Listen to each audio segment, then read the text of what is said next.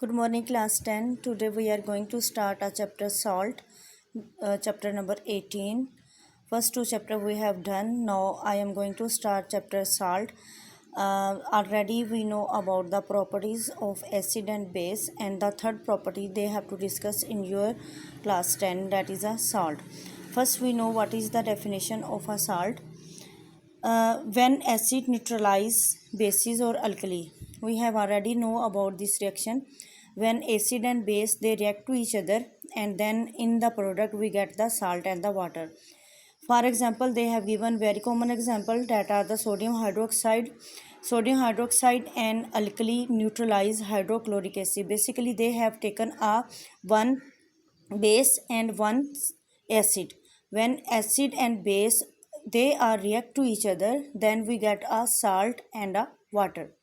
In this reaction, this reaction is called the neutralized reaction.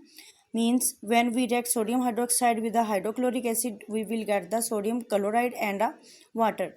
So what is a salt? A salt is a chemical combination of positive and negative ions. Means these are the oppositely charged ion. Oppositely charged ion, for example, like this. If sodium Na plus and chlorine minus, oppositely charged ion, and then according to the oppositely charged ion, they are bonded together by a electrostatic force of the attraction. The strength of the attraction depend upon the magnitude of the charges. Strength of the attraction, how much the strength of the attraction, it's all depend upon the magnitude of the charges and their distance between the ions. उसका magnitude कितना है और how much the distance between the ions, both are collectively make the salt that compound the attractive force. These oppositely charged ions then arrange themselves. These oppositely charged ions and then they arrange themselves according to the regular and repeating pattern, that is the NaCl crystal, as we also have done in the class 9. Sodium and a chloride, they have the repeatedly, they are arranged by themselves. And in the repeating pattern to give three-dimensional network structures called a crystal lattice. This is called the crystal lattice. And first of all, we did the definition. You will write the define, mean it's a definition, define, and then combination of a positive and negative charge, also define with the neutralization process or a neutralization reaction. If they ask how the neutralization reaction is occurred, then you will write this reaction. And then what are the crystal lattice. Crystal lattice is this one is with the example of the sodium chloride, and there according to the three-dimensional pattern, that is called the crystal lattice. This property is shown by the ionic compound due to the presence of the ions, presence of their structure. So under ordinary condition of temperature and pressure, ionic compounds such as the crystal solids, they have given the example of sodium chloride example, and this is the example of the crystal lattice example, that is sodium chloride, and they have to describe or explain the sodium chloride by the 6 chloride ions, and each chloride ion in turn surrounding by the 6 sodium ion. Mean 6 chloride ion and 6 sodium ion, they are the attached to the each other. In the figure 18.1 shows how that these ions are arranged in crystal lattice having the shape of the face central cube. Means they have making a cube and they are saying face central cube. Face central cube of both ion, chloride ion and a sodium ion. The bigger chloride ion are present in the corner at the center of each face and a cube, while smaller sodium ions occupy. They are saying those who are the bigger, they are found in the corner of that cube.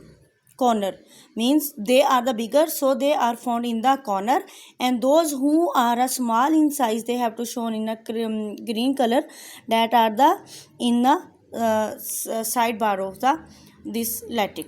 The corner and the center of the each face cube, while the smaller sodium ions occupy the edges of the cube.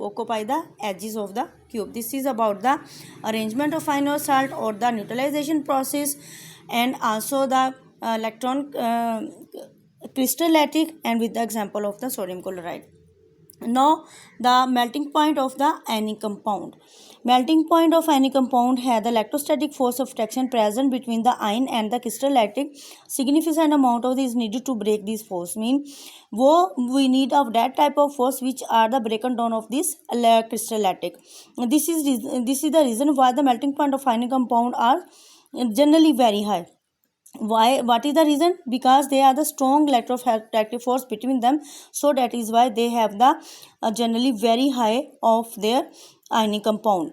During the process of melting, these attractive forces break down and let ions are move free. The melting point of ionic compound depend upon the charges present on the ion of their size. Already we know that how much the charges and their ions are dependent on their size and their arrangement. The higher charges of smaller ions lead to the stronger attraction and hence the higher melting point.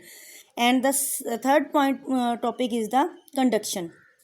Mean ionic compound do not conduct electricity in solid state.